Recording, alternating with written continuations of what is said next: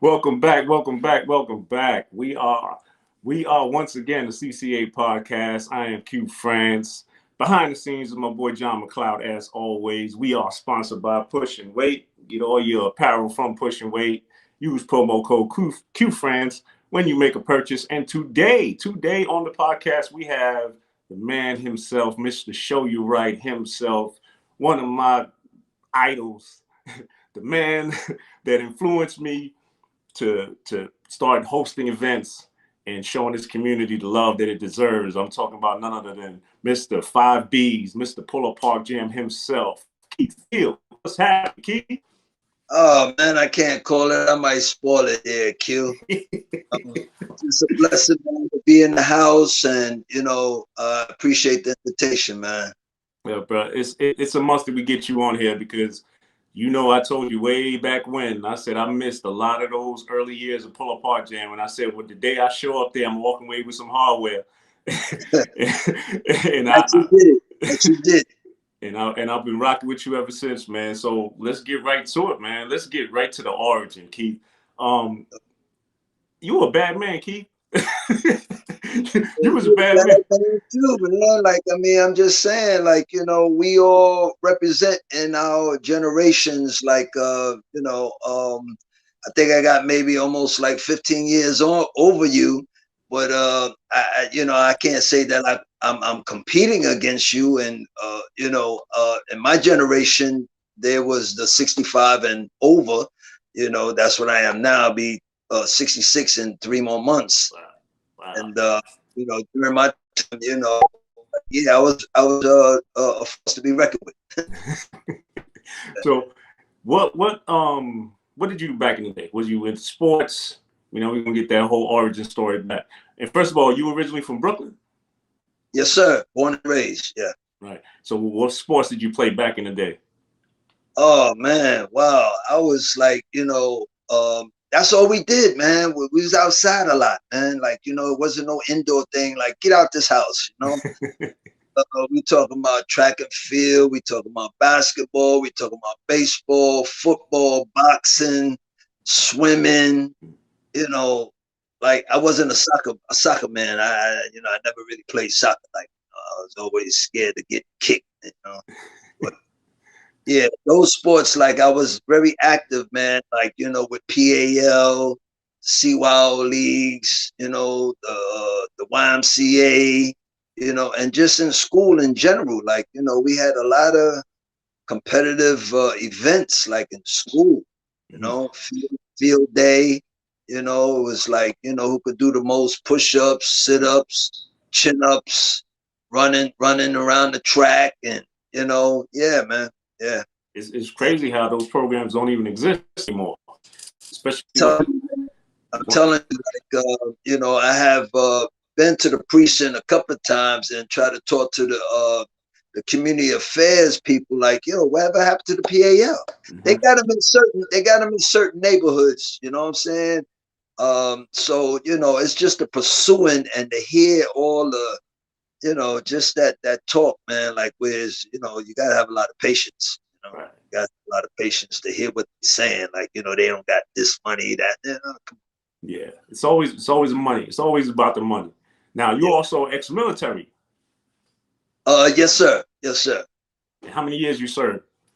Well, and the story behind that there, I did 11 years, right, with the National Guards and the Army Reserves. And the story behind that is that I had really no intentions on going to the military.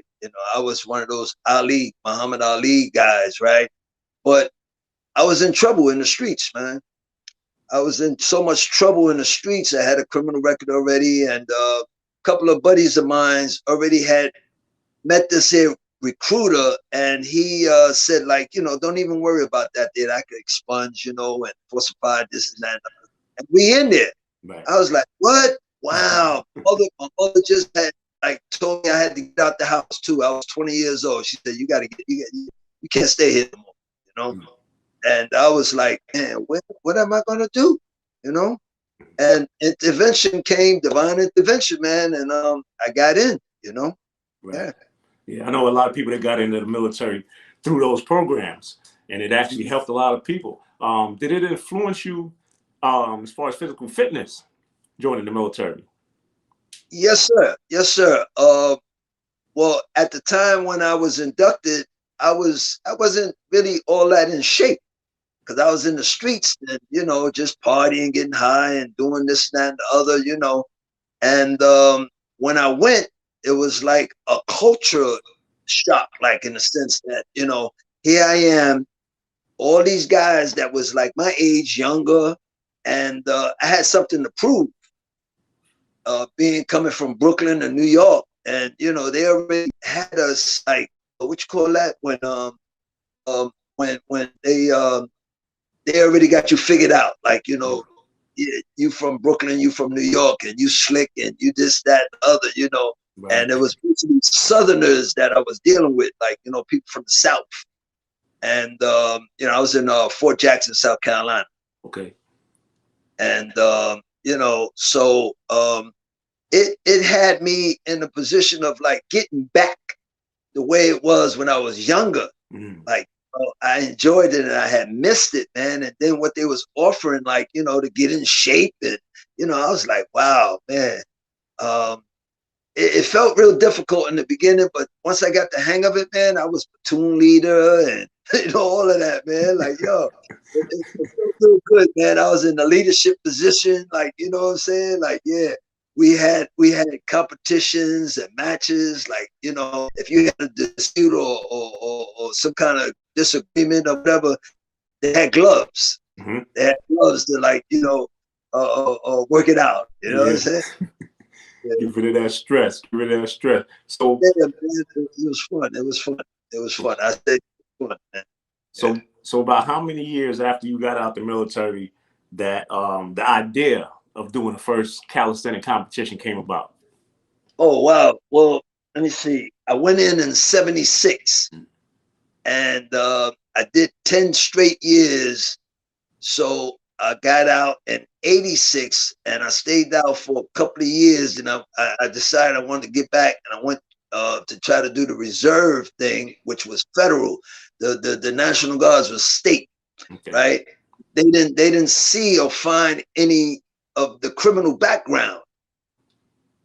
And as soon as I went over to the reserves, which was federal, then they came up with like, uh-oh, you've been flagged. You've been flagged, right? And now I was up for like court martial. I would, they said if you want to defend yourself, you could do that there, but you can get a dishonorable discharge. There's a fraudulent entry, right? So I went to go see the general up there in the Bronx somewhere, and he told me, he said, well, you was a consenting adult at the time, so it's no excuse. Like, if you still want to continue to like further this here and defend yourself, you can do that. And at that time, like, I think I put religion in there, but I believe I got a message from God, man, saying like, yo, listen, don't fight it. It did what it had to do for you, and just be happy with that there and move on. Keep it moving. This door closed, another one will open up for you. And nobody else got to understand that there but you. Right. So I bowed out gracefully. They gave me a honorable discharge with condition. Okay. So I wasn't eligible for no benefits or anything like that. I didn't understand that back then. Yeah, because that's a tough one, because usually they would just give you out of the honorable or dishonorable, but I guess with conditions you are eligible for certain, like you said, the benefits of either from the military in certain positions. But how did it really affect your finding jobs? Well, you know what? Like, I truly believe, because it was with conditions, that I made a name. I made a name for myself and represented the military while I was in there, man. Like, wholeheartedly. Like, they even recommended me and sent me to Pennsylvania, Indiana Gap, to be a sergeant. Wow. Right? They sent me there to come back as an E5 and to supervise. And I had a few MOSs, and like I said, in 1984, I represented the military in boxing in the welterweight division down at the Brooklyn Navy Yard. I became the welterweight Mid-Atlantic Northern Regional Conference champion. Wow. And, we were 6 years state champs up in Watertown, basketball, 6 years. I was starting guard. I was dunking at that time too, man. Like, yeah, for real. And then I represented them in track and field too. And I won like, numerous awards and things like that there. So they looked at that. They looked at that, I had recommendations like, that, ain't nobody could really talk bad about. Yeah, you serve your time with honor. Yeah, man. That's the best you can do. Yeah. So tell me about when you met Ray Fun. I thought y'all decided to make 5Bs. Oh man, so like I met Ray back around like, let's say 94, around 94, like, just being up in the park, 21 over by Brevoort, right? And Ray, I think Ray was training for the marathon, New York City Marathon too, like around that time. All I seen him doing was like running, hitting the bar, and then interacting with the rest of the guys that was coming through, working out on the bars and everything like that there, right? And basically that's how we was interacting. It wasn't like no setup right then and there, because pull up the competition and the event didn't come into 98. Right. So all that time from like 94 to 98, we just work out, train, or whatever have you. And nobody's really compete. We just, like, St. John's Recreational Center was a place where I was messing with the gym a little bit, and Richie's gym over in Bushwick. Yeah, legendary. So, yeah, that's a legendary spot right there. That's one of the first ones. Like, I used to go up to Harlem too. They had one up there. Bay Ridge, they had one. This was before the Brownsville one on Julia Street and Atlantic Avenue. Yeah, because like it was about weights pretty much, but you had a few cats that was into the reps and sets. Okay. Like just strictly like calisthenics, like, and that, like, I mixed it up a little bit. Yeah. So by the time you guys did the first 5Bs, did you have like a bunch of people that were already interested in it, or you just said, I'm just gonna put some flyers up and see who shows up?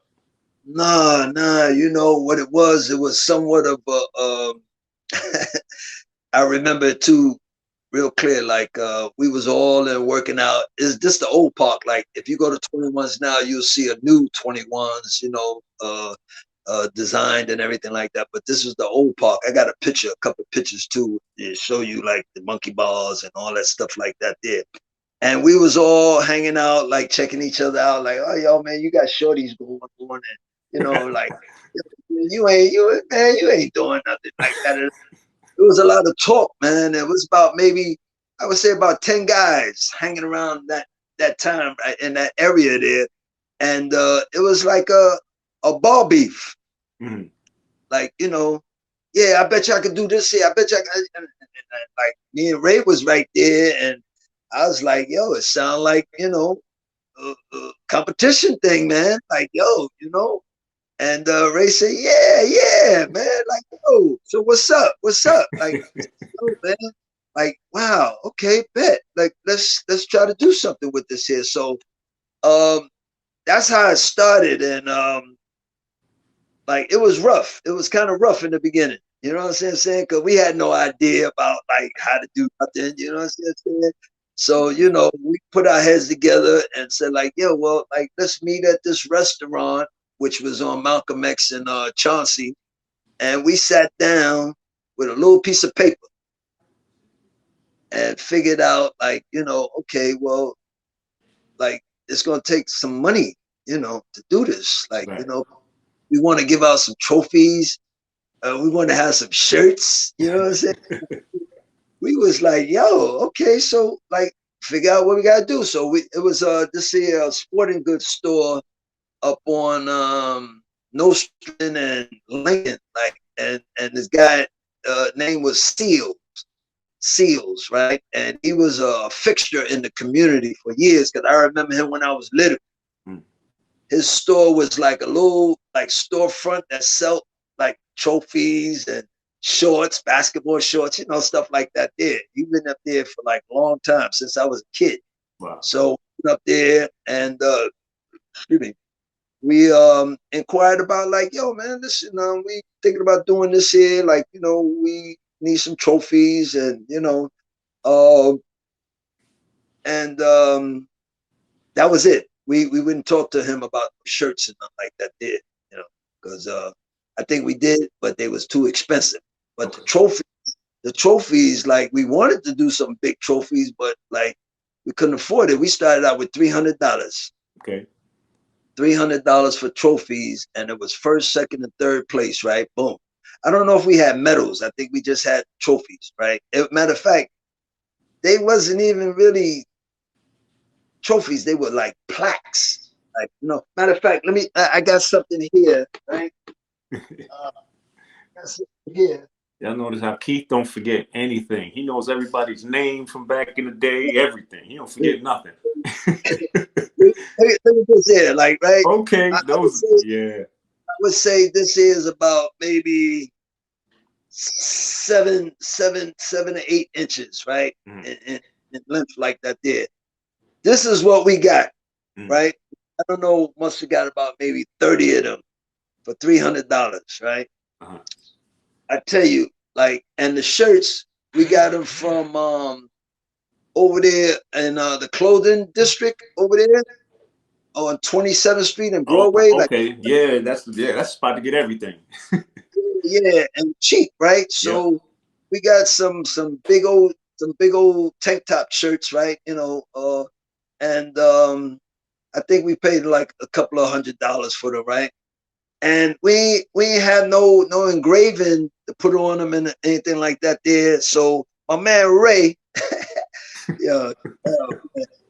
we laugh about it now, but he said, man, spray paint, man. Right. Spray paint. and he did a good job. He did a good job, man. Spray paint, like, 21's Park, and that was it. Like, and the guys were so engrossed in being like a part of this, man. It was like, and it wasn't a lot of guys. I think it was like maybe about 20, 25 people, like, and we had only 3 weight divisions. We had lightweight, middleweight, and heavyweight. No super and no muscle ups and none of that stuff. It was basically push-ups, pull-ups, sit-ups, and dips. Let me see, push-ups, pull-ups, sit-ups, dips, and squats. Squats, right.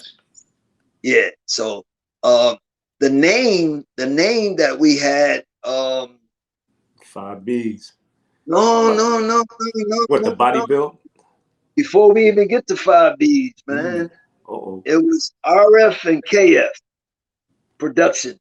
RF and KF production. That was on the shirt too. Wow.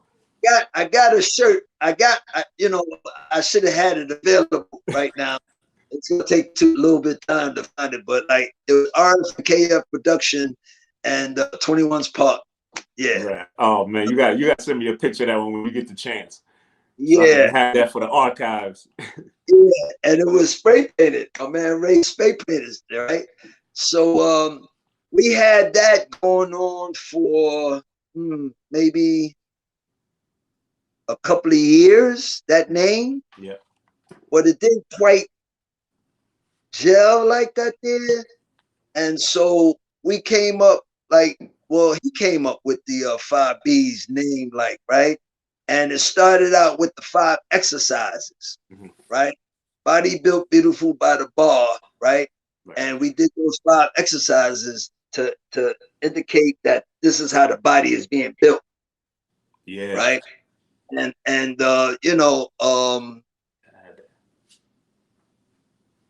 when we went over to Lincoln Terrace, like, because 21's was kind of too small, it started like, the people started coming in. We was at 21's for 3 years, 98, 99, and 2000.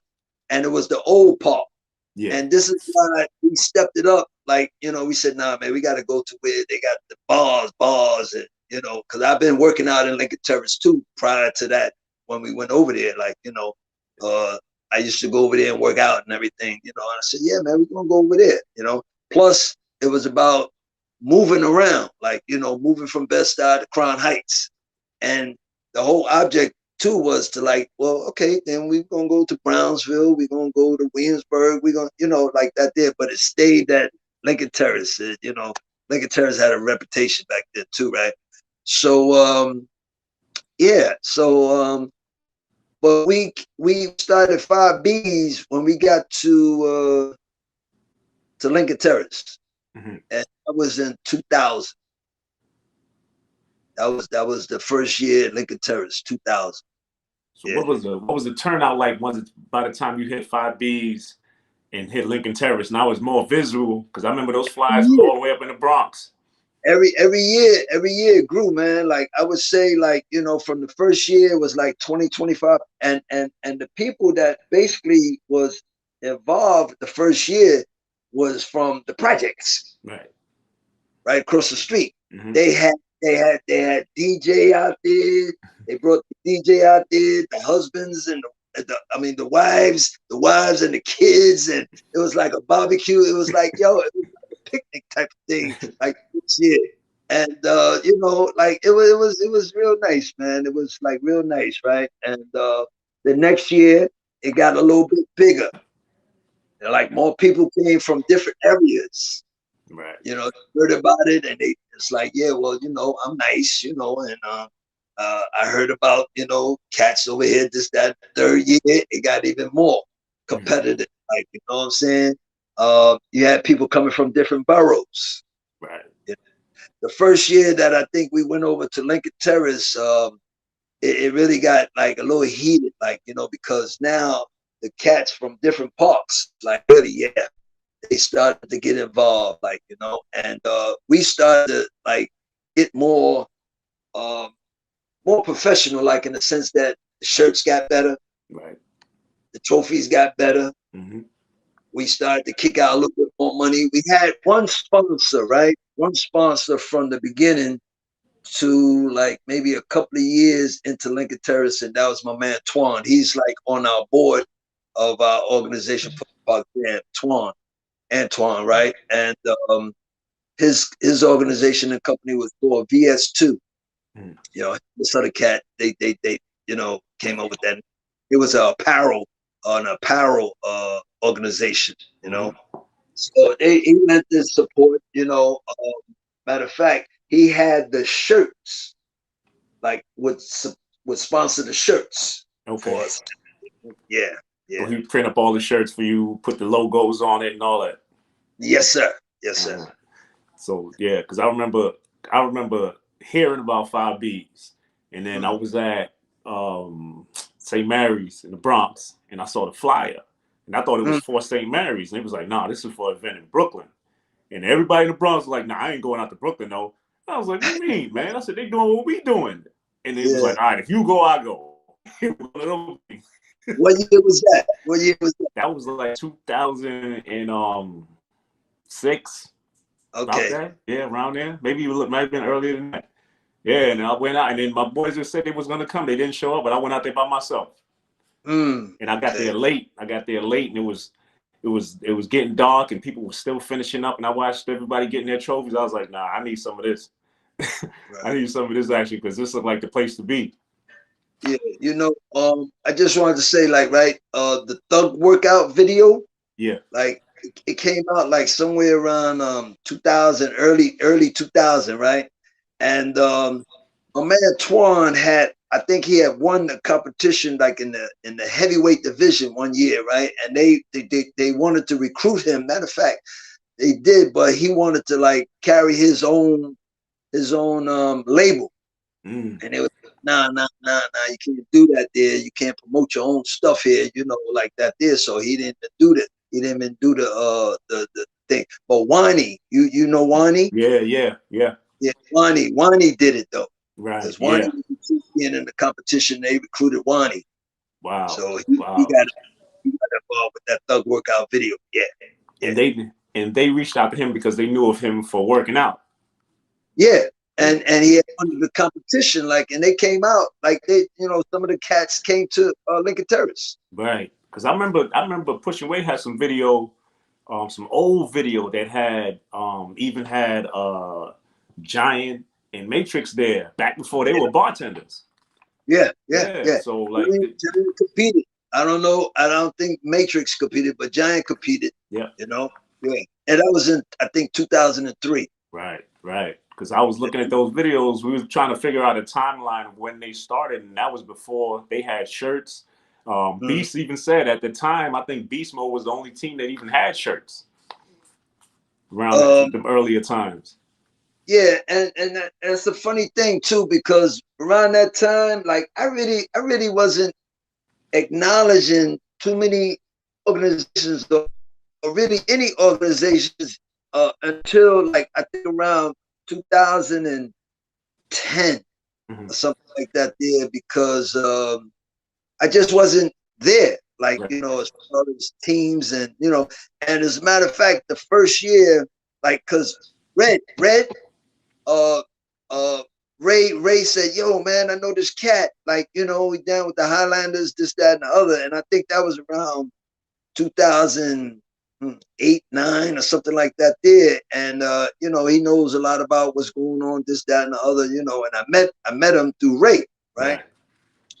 And then all of a sudden I realized and understood, like, you know, he knew a lot of people. Like, I went to Highland one time to work out with them, right? I was like, damn, what's a lot of y'all guys? You know, you got a nice little organization here and everything. You know, and at that time, matter of fact, it was 2010, and I was a trainer at Lucio Roberts. You know, so I joined them and everything like that. There, Red came on board. You know, and he was very how can I say it?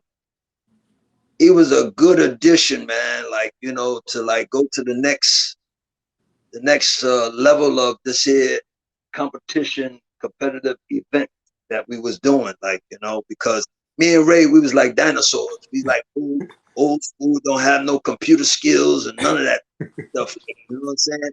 And Red knew about all that stuff, man. You know what I mean?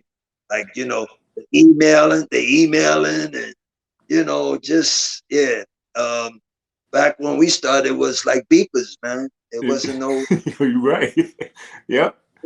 Them big cell phones, like the big, like, look like walkie talkies, like, you know. Oh, right. Right. You had to pull the antennas up and all that. Didn't have no camera. Didn't have no camera on the It's true, because I remember being in the meetings with you guys. That one meeting that we had in what was that? We were in the IHOP, weren't? Oh, Wendy's. We had a meeting. No, it was a McDonald's, I think. Oh, it was me, you, Red, and it was a bad time for me to get on board as far as being part of the partnership. But I was like, look, I'm still gonna be there for the judging. Whatever else you needed. I even helped Red out with a lot of the promotions, you know, because he was saying that he was just following the blueprint that I was doing as far as promoting, and he did that and it worked like a charm. And like, man, like I say, it's always been a pleasure working with you guys, man, especially on the judging side, organized, even MCing. Yeah, I was kind of like, you know, I don't know if I would say I was upset, but like when you declined and I knew where you was headed, like, you know, you was looking at doing something that still had some connection with the competitive and the contribution to the community. Yeah. So I said, you know, like, yeah, man, you know, keep on moving, man. Do your thing, like, you know what I'm saying? Because there were so many other people that you know we could look at, like, you know what I'm saying? Like, okay, Q, like, you know, like I respect that. I respect that because you didn't like continue to like, yeah, I'm down, and you know, like we think you're gonna be there, like, you know what I'm saying, a part of the board and all this sort of stuff like that there, and then you cut out, like, you know, like, yo, man, like, you know, you set us up, like, you know, but you said that in the beginning. Yeah. You Yeah. said that in the beginning. That's where the respect was, man. I was like, yo, I honor that. Yeah. I honor that. I'm not trying to hold nobody down when they got other a vision of their own, you know, launching out, and it's still like I didn't look at you as an enemy or anything like that there, but in partnership, like, but you doing something else, and it's like that's needed over there. Yeah. You know what I'm saying? And this is what I see now with a lot of organizations that's doing events, whether it be like 5 years or, as a matter of fact, Matrix, right? Yeah. Like he was doing the MBXA thing up in St. Mary's Park and Darrow's gym, Mm-hmm. you know, for some years, like, you know, and I respected that. Like he was the only one that I knew back then. And then Wingate started doing their thing, you know. But those are the only two organizations that I remember. And then you started doing the push and weight thing, but before that, you had a lot of working out stuff going on, you know, up in the Yankee Stadium Park. You know, you had a lot of stuff going on, like with that there, and then you know you started to do the invitation of events with push and weight. You know, Yeah. yeah. Matter of fact, push and weight was one of our supporters for a couple of years, a few years. You know, Absolutely. Yeah. and It I was it was figured, it was a tough decision, man, because I had to sit down with Figgins and talk about it. I was like, mm. yo, I'm about to help them and help you. And he was like, you able to do both? I said, you know what? I said I would do pull apart jam a disservice because I'm not fully focused on it. Because right now I had this on the table and it was a lot, you know, and we was trying to figure it out. We literally got dropped from a previous project which put us together. And I was like, you know what? I think I'm taking on too much. I said, but in the same breath, I'm gonna be there for them whenever they need me for the events. And I was like, I'm gonna be there for that. I said, I already did the competition. I already won my trophies. I ran out of room for the trophies. I said, but I could be beneficial with Yeah. the judging and helping to organize and all the little intricate stuff, behind the scenes stuff. I said I could be there for that, and I was there. And plus, when I did my events, I reached out to you, and you was right there. You was right there with us, man. So you know Hey, that listen, you know, that's one thing, you know, I ain't that far gone like that. I'm the CEO, founder, co-founder, and leader, and all the shit that I can't remember when I started out, like, you know, and staying humble, like, you know, that's one of the key ingredients, man, to like, you know, go further ahead, like, you know, always remembering that, you know, you got to learn to be a servant first before you become a leader, like, you know, not so much that you follow behind everybody, but like to be a follower and listen and understand instructions and things like this here.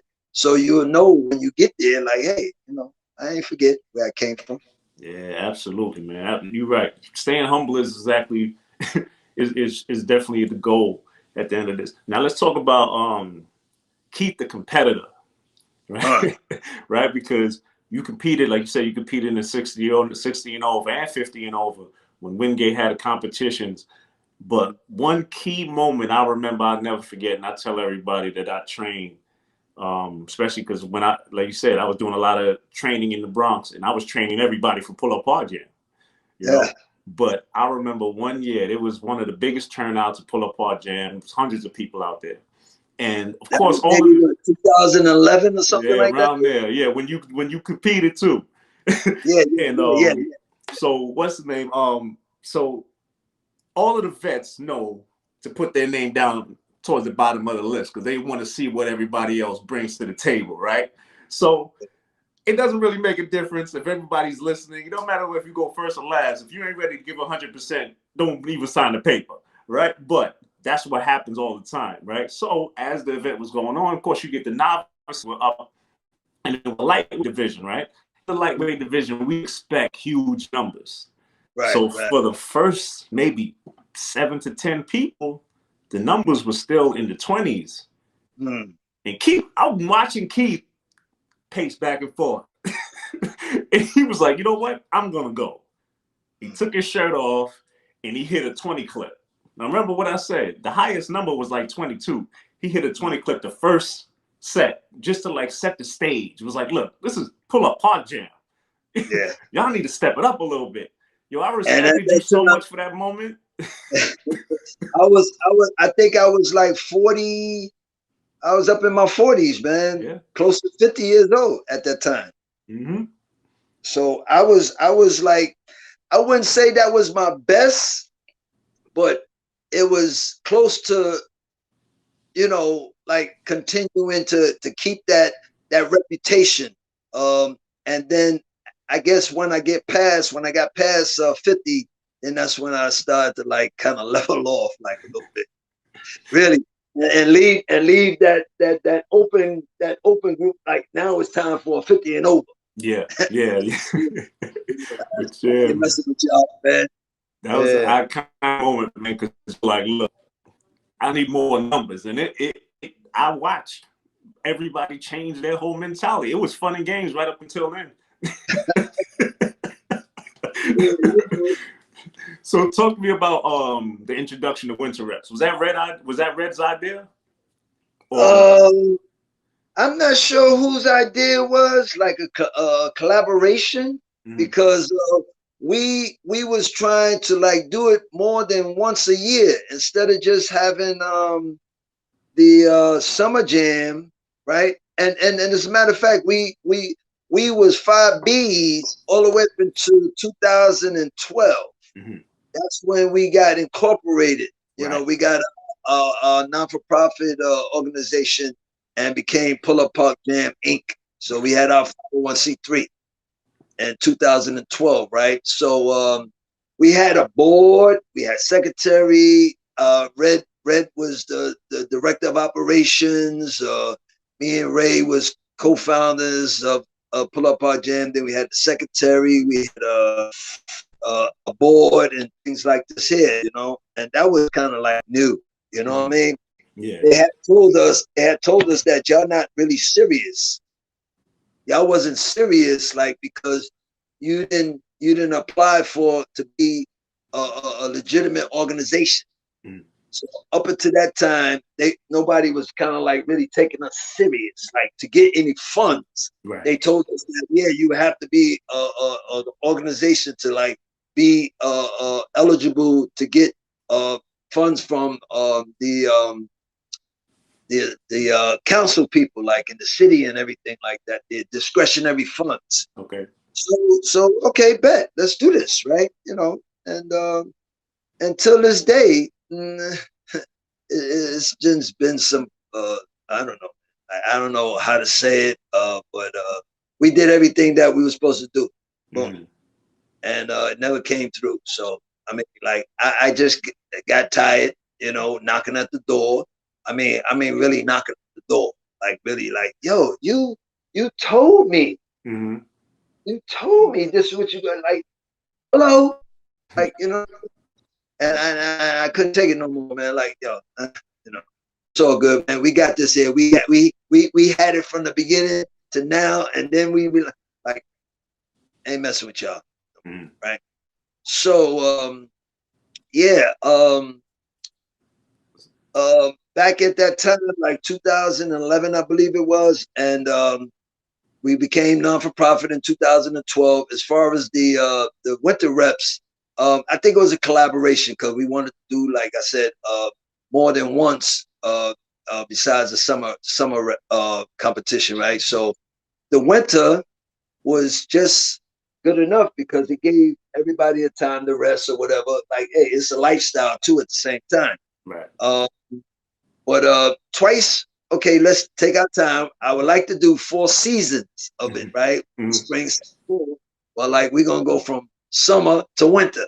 Like, we skipping over fall and spring, but we're gonna get there. We're gonna get there eventually, right? Okay, so that jumped off, and this would have been what, maybe the 7th year, maybe.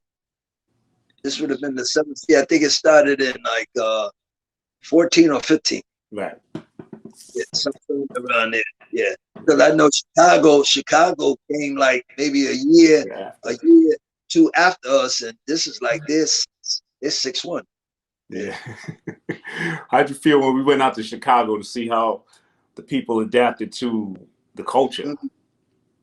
And you know, just to give you an idea, just what you seen that first year when we went out there, Yeah. that's how it was when we started. Yeah, you're right. With the smaller trophies, it was like you said, it was like 20 people. So yeah, but it was a good vibe, man. Shout out to the Go Infinite tribe out in Chicago and Omari and everybody Yeah, else out there, no doubt, man. no Yeah, they made that event real special, man. That was a real iconic moment because then the following year, doubt. same thing, the crowd doubled, tripled. Yep. We got a lot more female competitors out there too. Yeah, Chicago is on the map, man. Like in terms of just bringing out uh, those competitors, man. Like you know, they there. It's just that they didn't have nobody or any kind of event that was going on for them to be out. Like in you know Chicago, what is it? Chicago Pull Up Park Jam, yeah, and Mm-hmm. Amari, he set the tone about like him being the strongest in Chicago. Mm-hmm. You know, he the man that you needed to come and see and beat and all sorts of stuff like that. Yeah, yeah. So you know, he did a good job. He did a good job, man. Like you know, reeling them in, like and Yeah, everything. You know?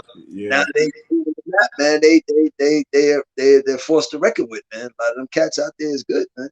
yeah, yeah. I remember when the first one was at Grant Park. Uh-huh. Right in the middle of Grant Park, we had the portable pull-up bars. We had Right. Reebok Right. out Oh there. yeah, yeah, yeah. What they had what was that Reebok? Yeah, yeah, Who was Reebok was out there. Reebok had a tent out there. They had some shoes for us to try on and all that. try on? They They ain't didn't give getting us nothing. none.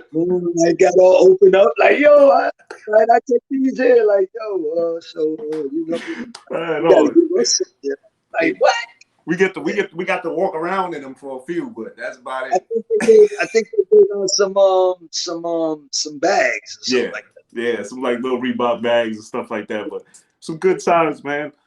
that. Right. Definitely No some doubt. good times. Um, Talk to me about the participation of the females in these competitions because it was a male driven. Of course, sports and fitness is usually male driven, but then when females came out, I remember what's her name, Andrea. What's her name, Yeah, Andrea? Yeah. So Ray White. yeah. So in the early days, it was her. She was competing against the guys pretty much. Yeah, you know, and I remember Andrea like from the Hmm. gym with Right. the weights. Yeah, because she's a pro Yeah, bodybuilder. yeah, yeah, man. Yeah. But back then she wasn't as big as she is now. Like, I mean, you know, she was a little small something, but strong. Yeah. But Yeah. strong. And then she just whew, man. Yeah. She kept growing. If anybody wanna know what we talking about, just look up Andrea White, Right. you know. I'm gonna have some pictures up because yeah, she was a force to be reckoned with. She on the board. She was top 10 as far as numbers in the male division.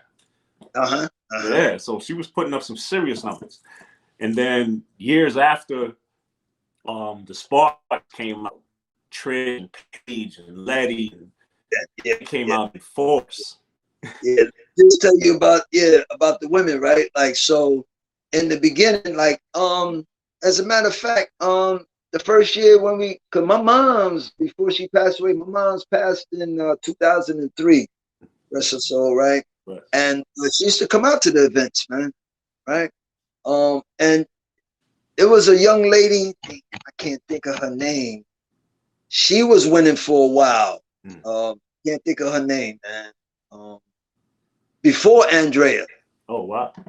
Yeah, she won like I think twice, 2 years in a row, and then she stepped off, and then Andrea came. But we used to, and she was about the only one. Like I had to like really pay some of the women that was there. Like I'll pay your $10 entry fee. Mm-hmm. Come on. Just give me one. Just give Right, me right, right. and you know, none of the women, like I know they was out there somewhere, but they never was coming out, and the women that I paid to enter, they didn't do one pull-up. Right. They just hung on the bar. Like, you know, then somebody came behind them, like, come on, you can do it. Yeah. Which was like, you know, which was encouraging. Yeah. You know what I'm saying? Like at that time, it's like, hey, listen, you know, let's just let people know, like, we ain't trying to make fun of you. We ain't trying to like belittle you because you can't do it. None of us at one point could do it. Like, you know what I'm saying? We all had the need a spotter or like some encouragement. So like, listen, maybe next year you come back around. Okay. All right. Boom. Right. So, but I did that for a few years, man. Yeah. Like I had, like, yo, here, look, come on, let's go. Come on. I got you, because we already had trophies. Right. We already had first, second, and third place women's trophies and everything, and only the first place was solidified. Right. Right. First place was solidified, and like, oh man, I just got tired of like taking back the second and the third place trophies. Yeah, like, you know, I would take them back to the store. And so it was so many of them. I'm like, yo, man, we give these jokers away. Like, you know what I'm saying? Like, and that was it, you know. And that was the same thing with the kids too, because I mean, a lot of kids came up, and like you said, a lot of us been there. We know what it's like to get off first, you know. So man, it was always encouraging to watch somebody try to attempt or whatever. You got the whole crowd cheering for you, because eventually that person is going to come back and compete again. Because I mean, that was a lot of people's story. Omari will tell you that was his story. He started off being number 20th in the contest to being number 1. Well, you know, the story behind that is like when he first came through, I don't know what was going on, but like I think my count was like 39 and his was 34. And ever since then he said, nah, I can't let this go down. I can't let this go down. And after that there, man, he was hitting 40 the next time, Right, you know. right. 45 and then 50, and you know, like every year he just got better and better. Like I just see a clip, a video of his that he just talking about some herniated discs and things like that. There, I know that also well, man. Like I had so many injuries, man, that I wasn't even aware of, man, until like I became like 55, 60. You know, yeah. So when you see me doing that there 20 clip. My rotator cuff was messed up. Right. If you could look at the video or the, whatever it was, then you could see me like leaning. Yeah. I was leaning. Yeah, pulling to one side. Yeah. Yeah. My rotator cuff, like, you know, so. But I got herniated bulging disc right now, you know, L1, L2, L3, L4, L5, S1. And I didn't realize that there until I got hurt on the job. They said, nah, man, this ain't just happened, man. You had this here for some time. You know, and you know, just a lot of different things going on. You know, knee surgery and elbow surgery. You know that thing. Me and Danny. and you know the whole thing with that is like I never really believed in like training. I worked out, but I never really like trained. Right. Like right. specific. A specific thing like sit-ups and everything. I worked out doing sit-ups, like with the weights and doing But as far as training, knowing like, yeah, I want to get this here number, you know, like nah. Right. You just was getting ready. You just was being prepared. I kind of follow the same kind of concept. Like for myself, I don't necessarily train for competition. Now, if someone around me is training for the competition, I will train with them, but I still use it as a workout. Right. You know, I'll never put a number in my head. It was like, I got to beat this number. And I was always like a individual type of guy. I never really wanted to get with nobody and working out with them and following their program and their agenda and things like that. Nah, man, I got my own thing I'm doing. And, you know, I would push my own self. Like, you know what I'm saying? Like, you know, nah, I don't want no spotter, man. Nah. I got it. If I have to dance on the bar, like I'm dancing, like they used to say, like, why are you dancing? Don't worry about it. I got it. Good. You do it yourself. Talk to me about becoming a group fitness trainer. What got you into it? Because I was doing it got serious with the event, with the competition events, like, and everything like that there, and I see that the door was opening up for me to kind of institute instructions, you know, but like going by the book. See, I was doing that freelance training people and everything like that in the park or in the gym or whatever, but it was like that raw, like not quite understanding what the Bible said about these injuries and this body part and everything like that. Hey, listen, you know, my thing is like, you know, go home, soak in some Epsom salt, come back the next day. Like, what I don't know if you tore something or not. You tore, maybe ain't tearing nothing. Don't worry about it. You know, Right. like that. You know what I'm saying? But like once I got to really understanding that, like you know, there was a couple other guys that was in the park, and like back in the like 90s, like, you know, they was talking about taking the test, like, right? And I was supposed to have been doing that back then, but I missed it. And a couple other guys, they got their certifications and everything like that. And I was like, wow. So they New York Sports Club, you know, training and everything like that there. And I was like, well, one day, someday, you know. So in 2010, well, 2009, and then I got a job at Lucia Roberts, you know, training the women. You know, that was, you know, it was very interesting to understand the anatomy, like, you know, really study, and it got names. You know, all these years, hey, that's my shoulder. That's Right. my, you know, I know heads, you know, 3 heads and all shit, scapula in the back, and Yeah. you know, the core. Like, yo, that's your stomach.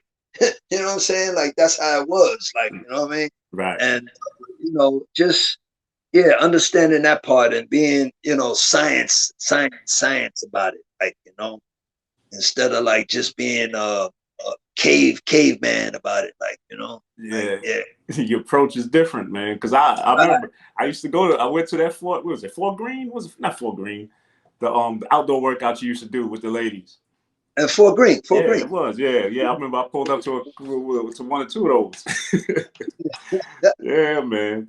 And some of the ladies were still saying they was looking forward to that, to more to more of those classes. we had, see, and the thing about it is, like, you know, like they talk about no pain, no pain, no gain, right? Like, there is a pain that can send you to the emergency.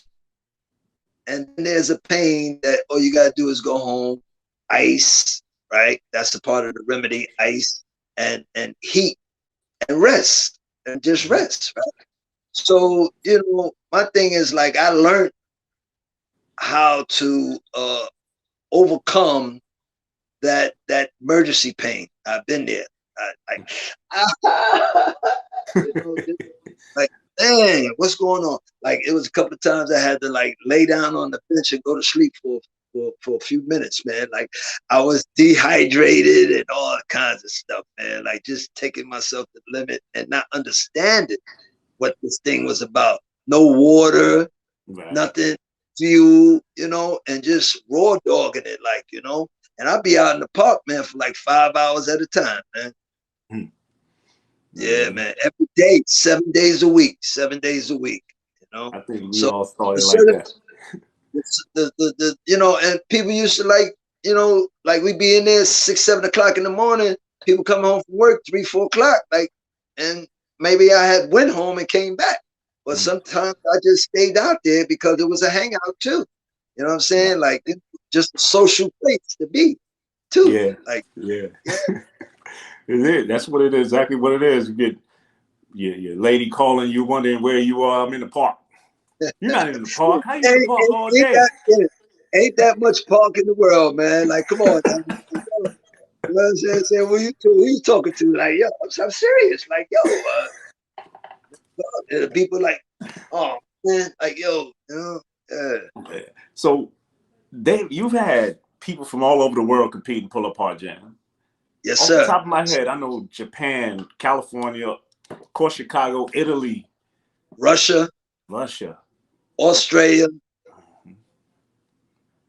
uh, um, with I think Poland, Yeah, Poland, yeah. Czech uh, Republic, like Poland, Poland, they came out and they just England, England, you know, like mhm. yeah, a lot of different states, man, like the different states, you know, and you know, I really am filled with so much gratitude, man, with just reaching that far, because Yeah. it never really was meant to do that. It was just for Mm. the community at large, like you know what I'm saying. It was for the community at large, but what we found out was that the community at large was the world community, the Right. world Right. community. You know The what I'm saying? reach. Like, Yeah, the reach of calisthenics was worldwide.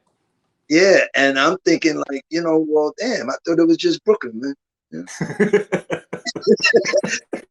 I, you know, like, yeah, I know Manhattan. I know the Manhattan got stuff going on, like you know, because I knew about the bartenders, you know, and then the Bronx, like the Brotherhood, and MDXA, and then you got the bar stars and the barbarians and Yeah. you know, Team Wingate, you know, like this is like I didn't really understand. Like, and matter of fact, I think 2010 or 2011 is when you got guys that came out to do exhibition stuff, Right. you know. Hmm. And one year, like Zeph, that's when I first seen Zeph, and he had the block on his knees, and like they had news people that came out, the New York Times and all that came out, right? But I thought it was about Pull Up Park Jam, Hmm. but I think he brought him out there. Hmm.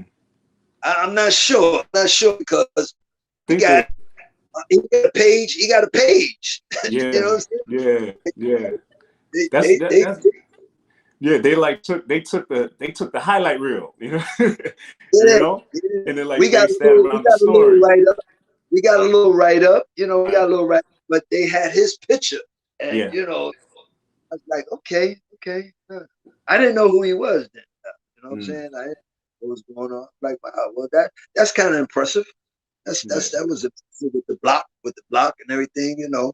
And then you had other cats that was out there, you know, spinning and twisting on. I was like, yo, what's going on here? You know, like, That's yeah, what it became. That you know that event became the place to be. So whether you were competing or not, you know that's where the crowd was, and that's where right, you could show right. off.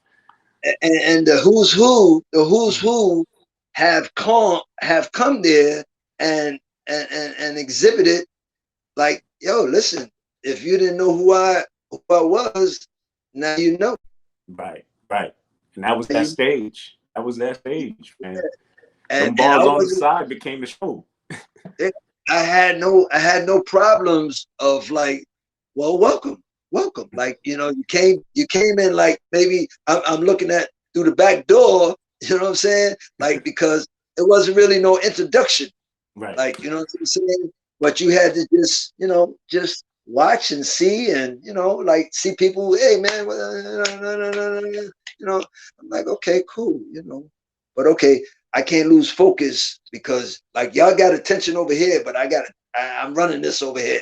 You know Right. what I'm saying? Right. Yeah. Right. So So it was all about respect, and it was a level of respect. You know what I'm saying? I didn't feel real disrespected or anything like that there, or you know, slighted in any way. You know, because over the years, if I didn't know you then, I got to know you, right. and Right. it was all good. But Beast, like Lord Vital, Hmm. he was the first cat that like, and I met him like when he was 12 years old, Right. and he was doing it. You know what I mean? Was doing that the Superman, the muscle ups and flipping over the bars and all that. There, and I used to work out with his uncles, Mm. and we was doing just reps and sets, man, like crazy reps and sets, man, like pull ups, dips, and oh man, I used to be a little bigger and more rip and cut up too, like you know. Over the years, like you know, as you get older, you know that your muscle atrophy. If you're not doing any supplements or fueling right, Right. what you eat, you know what I'm saying? So like my diet ain't really been all that. You know what I'm saying? So, and right about now, I'm not really too concerned about that. You know what I'm saying? Just maintaining. Yeah. I can give you 5 push-ups. You got more than 5. So, And 5 pull-ups, you know. But you know, I was always saying that, well, the COVID thing, I can't put that on, you know, too much as an excuse to not do what I want to do. But I always said that I wanted to do a Guinness Book of Records because pull-ups was my signature exercise and event, right? And as a 65-year-older, like I would love to like set the tone for the stop and up pull-ups, like okay. you know, not you know, just Right. that there, The but dead like have stop. some, The dead stop. yeah, dead stops, like you know, have some kind of like legitimate form, and you know, go like that there, because a lot of times it's hard to understand, like now unless you got people that's really like got their eye and they you know what I'm saying? So like that's more legit, and you get like maybe 2 seconds or something like that there, you know. So I would train for that though. I would definitely train for that there, because it's different now. It's just different now. You know what I'm saying? I can't just work out and expect to do my best. I gotta train for my best now. Absolutely. Especially if you don't do a dead stop, because there's no leeway when you do those. And then they tell me I got arthritis, chronic arthritis in both of my wrists. So, you know, at one point I was trying to keep that a secret, but it ain't no secret. Like, you know, my grip, like it's not like it used to be. I'm doing certain exercises for it, but like the doctor said it's chronic. You know, I don't know what all that is. Like I could still do some things. Yeah. Yeah. So I So, have to train myself. You know? Yeah. so you've been doing a lot of running. You were down with Black Men Run. You've been doing a lot more biking now. Yeah. I You're had, doing I had you track a lot of miles. yeah, I had to flip the script a little bit, and I knew it was in me. Yeah. You know what I'm saying? Like, I mean, from my track and field background, I was a sprinter, more or less. You know, I never used to like the train running or none of that stuff. Long distance, oh, come on. I ain't with all that. But I learned from some of these guys that's you know, doing it. Like, you know, they wasn't about it either. You know what I'm saying? But it's like a organization that's trying to engage the community to be more healthy, and you know, have a mindset of like it's a lifestyle, man. Like, you know, like you know, we running into this in our community, you know, diabetes, hypertension, high cholesterol, you know, just you know, some of the diseases that encompass us, like when you're not doing nothing, man. Right. You know, Yeah. just sit there and just like laying dormant, man. Like, so what you expect? You know what I mean? These are And then curable. you want to do it when, like, I'm not gonna say when it's too late, but like it's harder when you wait way down the line. Like you don't gain like 50 pounds and 75 pounds, and now you expect that to come off just like that. No, it ain't gonna happen. Like, you know what I'm saying? You got to work at it now. Like, you know what I'm saying? And then you know, like you developing a mindset, like, you know, discipline, commitment, you know, things like this here, accountability, and all, you know, all kinds of stuff, you know. So yeah, I commend the Black Men Run, man, the largest American running group in the country. Yeah, shout out to Black Men Run, especially on this Black History Month, for being exactly that. And they're leaders in the community. Yes, sir. Part of that organization is the 200 men making a difference? No, 500 men. 500 men, and Yeah, they do. that's Wayne Devonish. They over there, and their headquarters is over there in Magnolia Tree. That's a landmark over on Lafayette, across the street from Bon King Park. That's where Lord Vital and them, like, you know, they used to organize their workout regimen over there. And you had a couple contests over there with Yeah, them. yeah, Yeah, yeah. I showed right. up.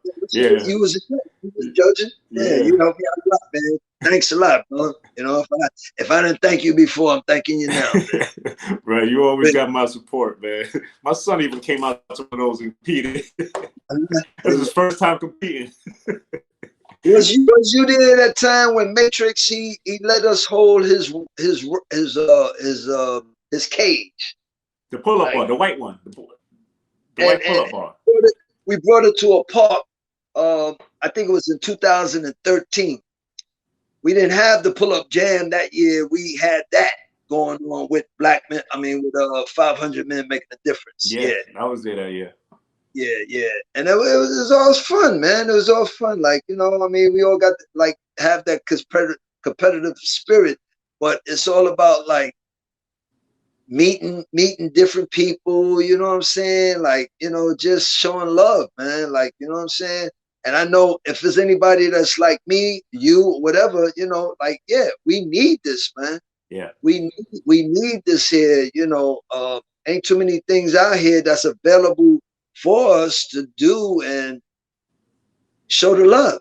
Show the love. Like, you know, I mean, the gym is one thing, like, you know, but the great outdoors, man, it's nothing like it. that's right. That's It's right. nothing like it. And I gotta commend you on working with the Yankee Stadium Park, man. Like, you know, that's fantastic work. It had to be Fantastic. done. If I didn't do it, somebody nothing would be done to this day if I didn't intervene. And I wasn't gonna have that, man, because like you said, we know the value of these workout areas. You know, the rest of Yeah. the world still think the gym is the answer. We know that all you need is some space in front of you and the ability to pull, push, squat, Yeah. run, jump. That's it. And So breathe fresh air. it started outside, man, like with not like, I remember back when we was kids, it wasn't really no, like the way you see a lot of parks now, workout areas. It wasn't they didn't have all that back when we was kids, man. They just had monkey bars, swings, and the fence, and you know, that's how it was. Like when we started the 5Bs back in we did our dips on the fence. Right. We didn't have no Dip bars. Yeah, the dip bars. parallel bars and all that. We did our dips on the fence. Competition was the dips was on the fence. Yeah. It's funny. I have to go back and research just how long some of these parks have been around. And like Pulaski Park in the Bronx, where Matrix used to film every once in a while, that park is 80 years old, man. And I, like when I used to work in Mitchell Projects and Patterson and Millbrook. Matanzas and all that, we used to go up to that park to work out on my Yeah. lunch and Yeah. everything. Yeah, Like they were there, but you had to know. You had to know where they were. right, no doubt. You know, they sound like where what's that park? Garvey Park Yeah. Yeah. up in what's that? Yeah. Yeah, yeah. 120, 119. Yeah, my brother, like, matter of fact, the day that he had his funeral, man, I went right across the street and got some work in, man, with shoes and suit on and everything. Like, you know, I said, yo, man, I gotta go though, man. You know? At Marcus Garvey? Yeah, it's right across the street from it's a church. Yep, It's I know. a church right over there. Yeah, I know exactly what you're talking about. Yeah, man. That's I tell you how long these parks have been around, bro. What? Tell me something. What's up with the teddy bears and the laundromat? Oh man, listen, I just want to like do this here, man. You see all them teddy bear bags, man? Like, yo, listen, if you want some, man, like you want to give them out, you got some events going on, man, come and get them. So how do you win them? Do you find out the trick to winning those or something? I think the trick to a cute is just about, like, you know, you having the time and having some money. Having some money. Because yo, listen, you see all this here, man? All this here, it's at least a few $100s. If not, like, and I gave a whole bunch of them away in the past too. But I can honestly say over the years, man, I spent like over $1,000, man, playing this game. and you know, some people say, "Oh, you a big kid," and this that. Like, I don't play Nintendo. I don't play PlayStation and nothing like that. This was like my PlayStation and my Nintendo. Oh yeah. And when I do my laundry, I had to have something else to do while waiting and everything, and that's what I did. I was like, and when I go out to Coney Island and places like that, I like those games. I like those games with the water gun and Right, shooting. right. I don't Yeah. mess with the rides. I don't mess with them rides no more, man. I don't get up in the air like that no more. I stay on the ground. See, here I am thinking you figured out the cheat code, because I never won a teddy bear in the laundromat. Well, they got some of the machines that'll get you now. Like I said, you gotta have the time.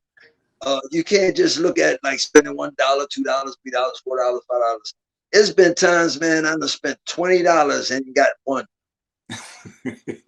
Y'all don't know that part. But like, there's times when I spent 10 and got 20 bears. Like, you know what I'm saying? So, like, some days you got it, some days you don't.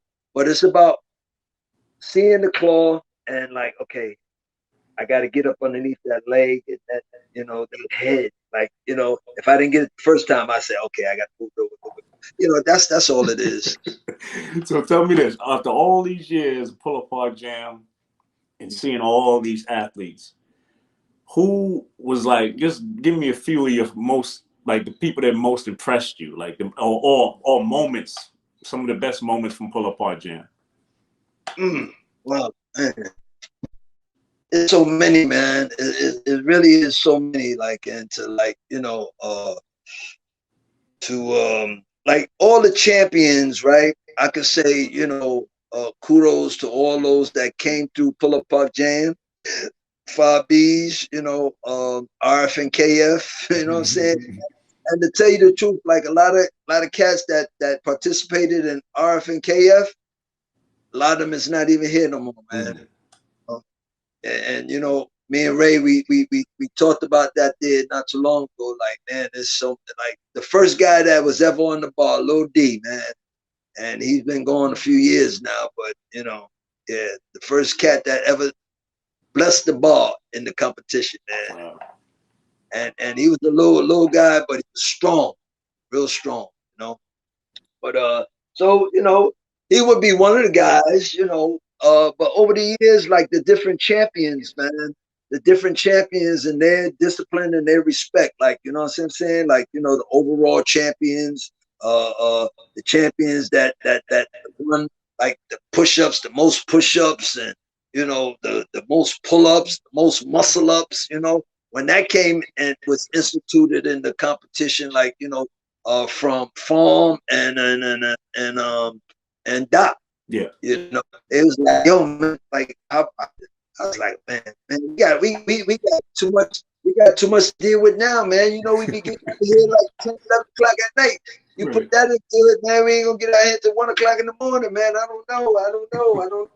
But it worked out to where it's like, those that wouldn't do nothing else, they did the muscle ups. You know what I'm saying? And it's just about like, hey, man, listen. When you come there, just know that it ain't gonna be no 2-hour thing. Right. It's gonna be, you know what I'm saying? You came at 1 o'clock, you leaving maybe about 12 o'clock at night. You know what I'm saying? Many times, we had the flashlight and the car lights shining on the trophies. The last. It rained, all the rain. I mean, I remember that first year we did winter reps. It was like 20 degrees, snow on the ground.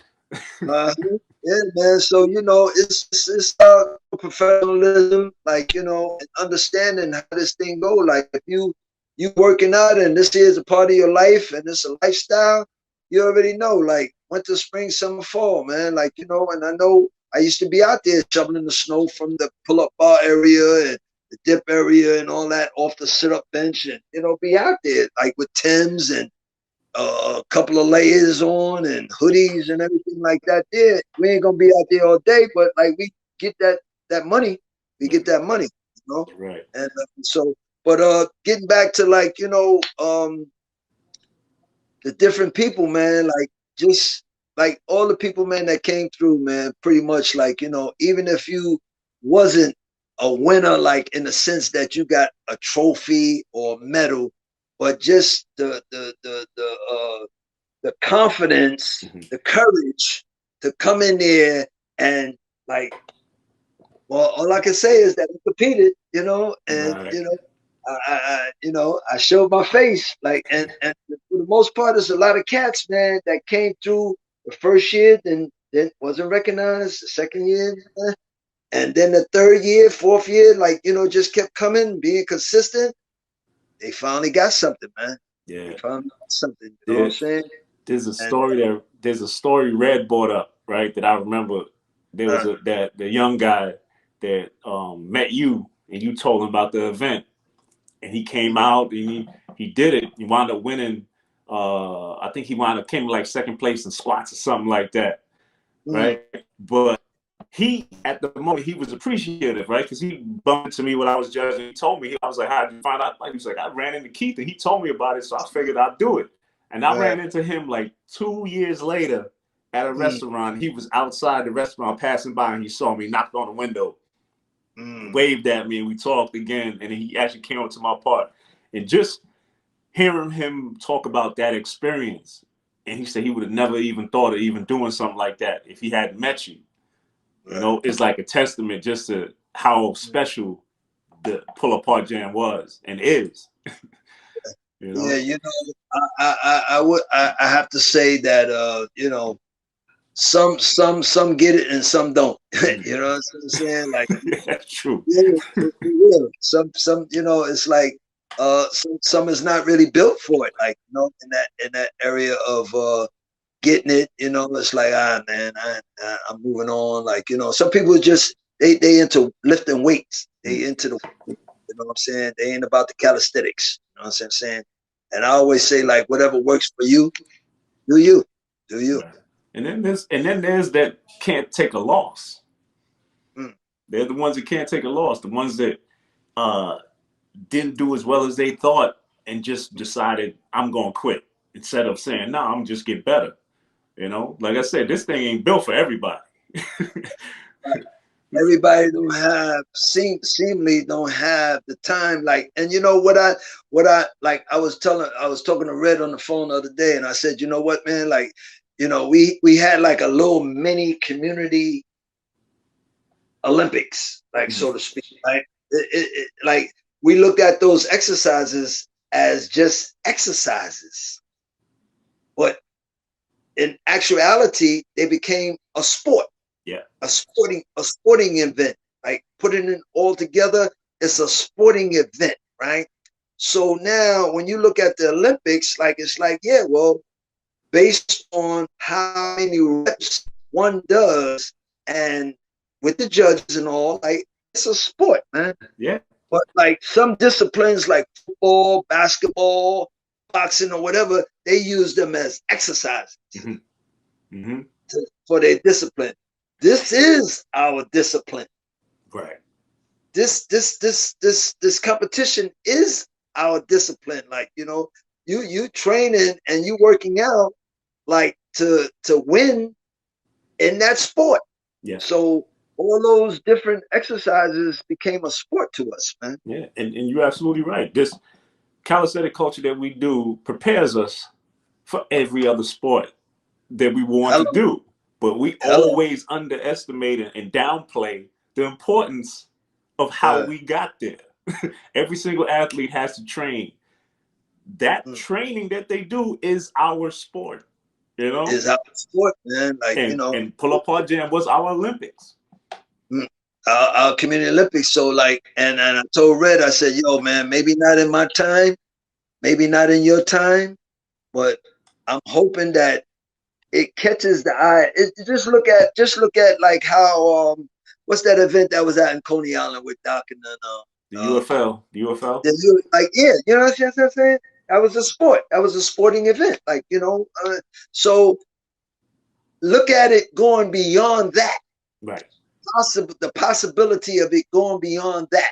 Mm-hmm. Like, you know, with the different sponsors that get that vision, and they see that the attraction, the entertainment, and it's a world thing. It's an international thing. Yep. You know, so one day maybe it might just be where it's supposed to be. That's right. Not just on the block, but like, you know what I'm saying? Like in a stadium, a big stadium, like, you know what I'm saying? Like, yeah, Yeah. Yeah. aesthetics, like, you know, yeah, man. Yeah. But that's my end goal. I don't know if it'll happen in my lifetime, but I plan on pushing it as far as it goes. And I learned from you and And Ray listen, and Red and you're everybody else. doing a great, you're doing a great thing, man. I really, you Snoop, Balls for Life, Wingate Doc, and Rock. you Yep. know, Team Wingate, you know, the Barbarians, you know, all y'all, MBXA, you know, the Brotherhood, like, yo, man, like I see, like you're growing more, like what you're doing, like, you know what I'm saying? It's not just like you're leveling off; it gets better. Yeah. It gets better. Yeah. Like as far as Puller Park Jam 5Bs, like I can honestly say that um the expectancy of like it going beyond where it has gone, I think that it's a reason for everything happening. And this COVID thing like kind of level off like the like because we was having difficulty. Mhm. I'm gonna keep it real. I'm gonna keep it real. We was having difficulty financing it and wanting it to be bigger and better than what it is. Like, you know what I'm saying? Like, Yeah. you know, not to just give trophies out to grown men and grown women. Like, you know, you got families, responsibilities, you know. It's like, can we give you some money sometime? Like we did that a couple of times. It wasn't really a lot, but it was, you know, it's like, yeah, bring back that $100, bring back that $200, man. Like, you know, that helps. You know what I'm saying? Like, yo, Yeah. but I'm also thinking about like a team competition. Like, you know, I'm talking about like, you know, where like you got 7 different exercises and you got like maybe 7 to 10 teams, Mhm. but each individual got to put up $100. I Like got you. you got 7 to 10 individuals on your team. That's $700 to $1,000. That team right there, and you got 7 to 10 teams, Yeah. and you got a first, second, and third team prize, which Mhm. is the money and the trophy. You know, trophy and all that there. But like, just like you know, like yeah, who's the best on your team doing push-ups? Who's the best on your team doing pull-ups? Who's the best on your team doing muscle-up? Who's the best team on your best individual on your team doing squats, dips, Mhm. and we could throw what you call them burpees in there or Oh whatever. man. You know what Yeah. I'm saying? Yeah. It's never. Seven different. But there's no limit, man. I know Matrix and them Rock the Bars did something similar to that. They did like a team event recently. Mm, And you know, and Snoop has an event coming up, March Madness, that has like a mm, basketball bracket kind of setup that's coming out in March. So okay. you know, so like I said, this people we out here still working. Everybody's still working, trying to bring this thing to you know keep it on this, get it to where we want to see it. Because as much as we've seen it, you already know there's a lot more to come. There's Oh plenty more man, to come. listen. Plenty more to come. So tell me this: what's next for Keith Fields, man? For Keith Fields? Yeah, what's next Oh for wow. Keith Fields? What you got cooking and what you got cooking for the rest? Well. Like, what's happening is that I just recently got back to work. I was out 5 months from fracturing my wrist, right? So I was supposed to had gotten surgery, but the COVID thing had spiked and everything. I said, I got to put that on hold. And you know, trying to get no COVID being up in the hospitals like that there, right? So I got back to work. You know, I've been back to work since December 21st, and I've been working, man, like mad overtime, man, since then, man. Like, so all my time has really been contributed to work, right? Okay. Now, this past weekend, I was off Friday, Saturday, Sunday, and today. I was in the gym all 4 days, right? And my body right now, man, like it's like I gotta make noise when I get up and you know move around, like because I'm sore Mm. from from my shoulders down to my calves. I did total body each of those days, and nothing really heavy, but Mhm. enough, like because I hadn't worked out in so long. And I said to myself, like, yeah, you got some work if you plan on doing that Guinness Book Guinness, 60, yeah. 65 and over thing. Like, so, you know, it's about just understanding my body better, man. Because I'm at that age now. It's like, wow, man, you know, like I remember when we used to talk in the park, like back in the days, like I ain't gonna never get us up. I'm gonna always be doing this here, and you know what I'm saying? Like, oh man, this is the best, and da da da da. And you can't leave the game and expect to be the same coming back into the game. Like, you know what I'm saying? It's gonna be more work for you. Like, but if you stay consistent and injury free, you be okay. You be okay. So my thing is like, you know, I gotta stay more consistent, like, you know, maintaining some level of like, if somebody called me out and say, yo, give me 15, give me 20. You serious? Money on the wood make the game go good, man. Like, what you say? What you say? What you say? Yeah, you know, because it's a few people out there that I know they like, man, you're 65, man. Like, you know, but you got some special individuals out here. Like I know some cats that's over 60 that's like they nice. Like you got Extraordinaire. That's right. Yeah. You got what's my man, the preacher? Mel. He be doing the swimming thing on the bar. Yeah. That's Mel. Ain't Mel from Harlem. He lived down the block from me. Yeah. And there's a couple other individuals. You got Matrix uncle or whatever. Mums. No, not Mums. Oh, I know what you're talking about. Yeah. Yeah, you know, it's bad. Like, yeah. You know. And you know, it's a lot of individuals. And my man's 50-something years old. What name that down with the Coney Island crew? Oh, vegan? Mr. Meeks. Yeah. Mr. Meeks. Mr. Meeks. You know, yeah, he's pushing 60. You know what I'm saying? And yeah, man, it's some characters out there to be reckoned with, man. Like, you know, I told Red, I said, yeah, I'm putting the 65 and older on notice before this year's out. That's what I want to hear. Like I know I can't do nothing with the 50 and over no more. Like it's time to move up. Like, you know, senior citizen status. Got the AARP reps right now. You know, the senior citizen status, like we ain't dead. We ain't dead. You know, we trying to stay alive, you know, and have that story to talk about, like, you know, yeah, man, you remember back in the days, yo. You know? I remember you, like, what was it? The 1985, like, yo, you don't know nothing about that there, man. Like, yo, good seeing you, man. Like, yo, hang in there, man. Show you right. True, man. But Keith, man, this has been a pleasure, man. It's been always a pleasure chopping it up with you. You know, you always been an idol to me, man. In many ways, I learned so much from you, and just watching you operate.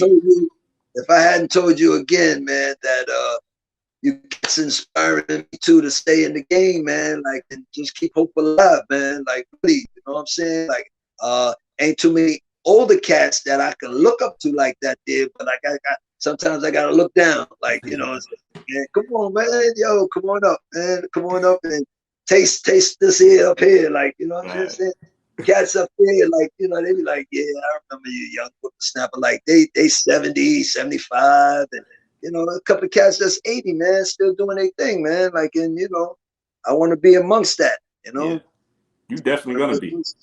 Like I said, I give you 5 push-ups. I give you 5 push-ups and maybe 5 pull-ups and maybe 1 or 2 dips. You know, like you know, like if I'm being called out, like you talking about some money, man. Listen, man, that always like, you know, spark you up, man. Like, yo, and somebody talking about like, nah, I just want to see them.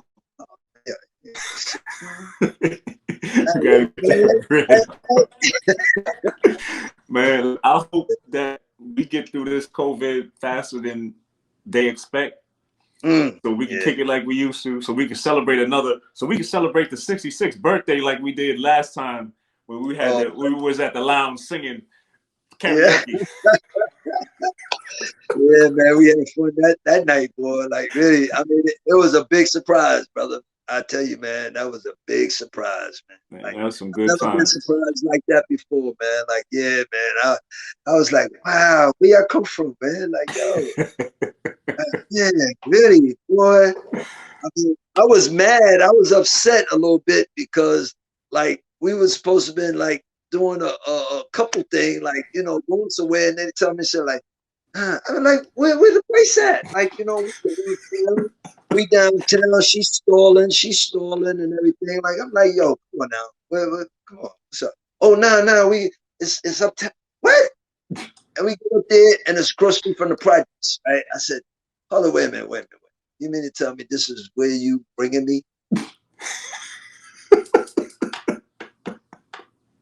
And yeah, when I opened up the door, everything changed, man. Yep. Everything changed. I was like, wow, look at this, man.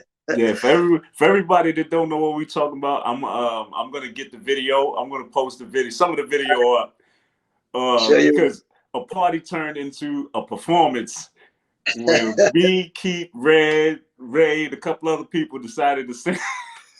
My brother, like, which is deceased, he was in there too. Like, Yeah. yeah. There's some Wow. good times, man. But like I said, John, this is your time around, so you better come on, say something if you need to. Wow, I forgot John was there. Like, he just listening. Huh? John has been here putting up some old photos and videos of you the whole time you've been talking.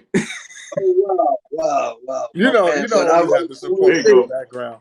I always got to I want support to me in the say, background, especially with two legends in a building like that. So I don't have any questions. I want to say thank you because you gave me my first ever shot to compete when I didn't think I could compete and I wasn't gonna do it. yeah. You asked me one question that I'll never forget, and it was such a, I call it a OG question. You said, "What's wrong with you?" That's all you said. You said, "What's wrong with you? Like, ain't nothing wrong with you, right?" I was like, "Nah, ain't nothing wrong with you." He was like, "Yeah, so you competing?" And then you turn around and you walked away. And I said to myself, "Yeah, he's right. Let me just do it." And I did. That was the worst year I ever did. Fast forward Hey, 2 3. I'm gonna tell you, like, John, man, I seen you when you first, like, when I first laid eyes on you, man, and it was hard for you, I think, to even like do like 3 pull-ups, man, like, really. Um, and I might be exaggerating or whatever, but like, you got up to like about 30 of them bad boys, man. Like, and And you were more there. than that, more than that, man. Like, and I just gotta say thank you, man. Like, you meant so much to the organization, to the Pull Up Park Jam family, and man, just keep doing that work that you're doing, man. You don't know how many people that you're affecting. And this here organization right here, the CCA, Yes, sir. calisthenics, Yes, sir. like, yeah, man. Like, I think I posted on IG about, like, man, y'all been in existence since 2019. Mm-hmm. And I'm just finding out about it last week. and like, see, I'm out of touch, man. I'm out of touch. I'm out of the loop like that there. But like, I don't need to be out of the loop with people that kind of instituted the groundwork to keep this thing flowing. Like, and you guys is a part of that, man. You guys are a part of that, man. I'll, Like, I'll say this. You deserve to be out of the loop at this point. You put in a lot of time and a lot of work, and it's time for you to chill back and do what you like to do in the game. Whether that's Man, you hear? competing with whoever you want to compete against, doing whatever you put in too much time to be worried about anybody else. And when we want some history or we want a legend on the board, we gonna That's call right. you. You know That's you were right. one of the That's first. This is right. why we had to get you, because That's you have right. so much history with so many different people, and all across the board, you have changed so many lives. So I know you said this to Q a lot, but I'm gonna say this to you.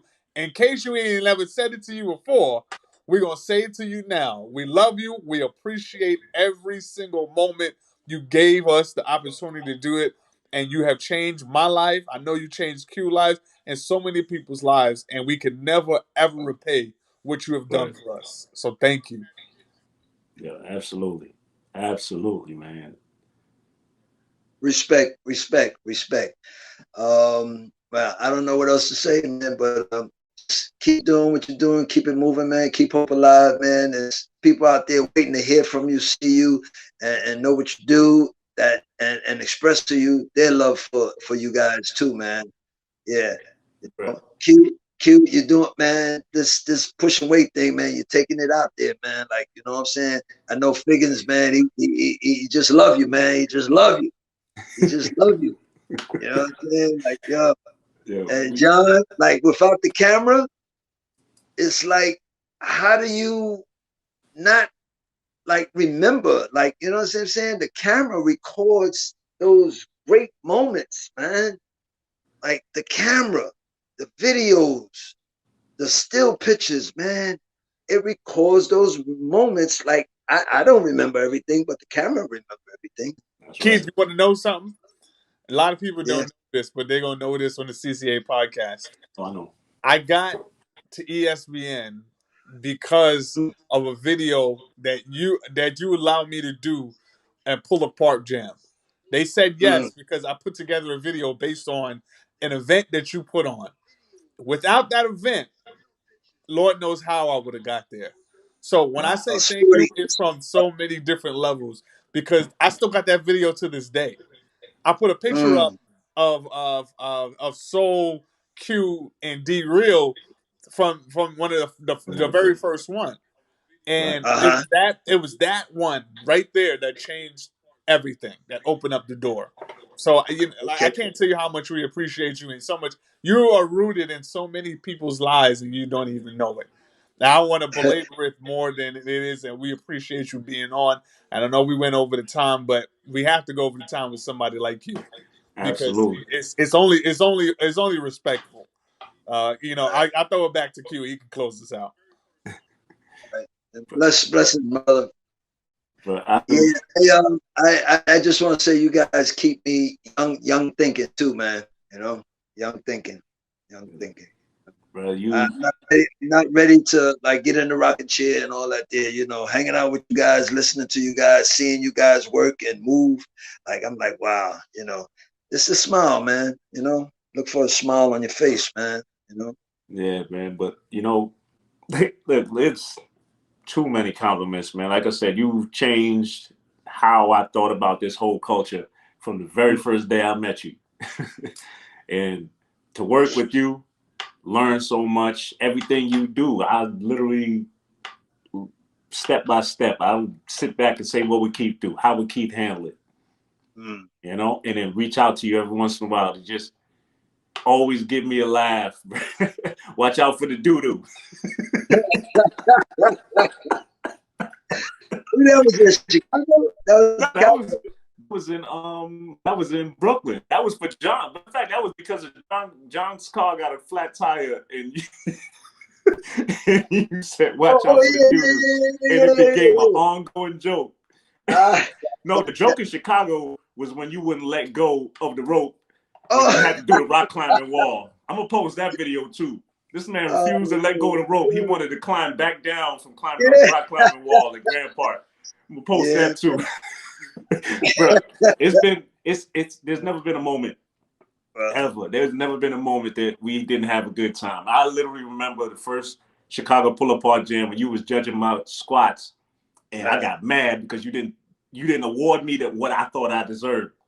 And then in that moment, like I've never really experienced that. Like somebody saying, "Oh, you didn't do this and that," but then I had to judge also. And I remember that I had to represent Pull Apart Jam in front of all of these people that didn't know me well.